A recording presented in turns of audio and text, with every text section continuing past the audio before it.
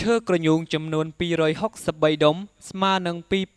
2194គីឡូក្រាមត្រូវបានលោកកយកញ្ញាព្រះរាជអាជ្ញាអមសាលាដំបងខេត្តឧត្តរមានជ័យដឹកនាំកម្លាំងចម្រុះចុះបង្ក្រាបនិងរឹបអូសបាននៅផ្ទះប្រជាពលរដ្ឋដែលពួកឈ្មួញបានជួលសម្រាប់លាក់ស្តុបទុកឈើក្រញូងទាំងនេះប្រតិបត្តិការនេះបានធ្វើឡើងនៅវេលាម៉ោង11ថ្ងៃត្រង់នៅថ្ងៃទី22ខែកញ្ញាឆ្នាំ2013កន្លងទៅនេះនៅក្នុងផ្ទះជួលមួយកន្លែងស្ថិតនៅក្នុងភូមិអភិវឌ្ឍឃុំអន្លង់វែងស្រុកអន្លង់វែងខេត្តឧត្តរមានជ័យម្ចាស់ផ្ទះលាក់ទុកឈើក្រញូងនេះមានឈ្មោះថាចៅចិនថាហៅតាម៉ាប់អាយុ45ឆ្នាំជាជនជាតិវៀតណាមនិងប្រពន្ធឈ្មោះលឹមសារ៉ាន់ជនជាតិវៀតណាមឈើក្រញូងទាំងនេះជាប្រភេទឈើក្រញូងក្រាក់និងឈើក្រញូងមុខជ្រុងម្ចាស់ផ្ទះមានឈ្មោះថាចៅចិនថាហៅតាម៉ាប់ត្រូវបានសមត្ថកិច្ចធ្វើកំណត់ហេតុបញ្ជូនទៅតុលាការភ្លាមតែម្ដងម្ចាស់ផ្ទះត្រូវបានឆ្លើយឲ្យដឹងទៀតថាឈើក្រញូងចំនួន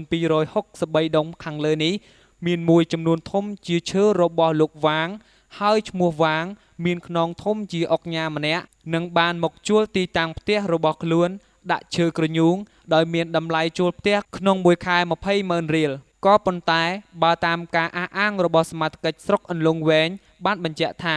ឈ្មោះចៅចិនថាហៅតាម៉ាប់គឺជាឈ្មោះដ៏ល្បីក្នុងការរកស៊ីបទល្មើសឈើក្រញូងនិងធ្លាប់ត្រូវបានសមាជិកបង្ក្រាបចាប់បានឈើក្រញូងរបស់ឈ្មោះរូបនេះម្ដងរួចមកហើយតាមការឲ្យដឹងពីលោកកុយកញ្ញាព្រះរាជអាជ្ញាអមសាលាដំបងខេត្តឧត្តរមានជ័យបានឲ្យដឹងទៀតថា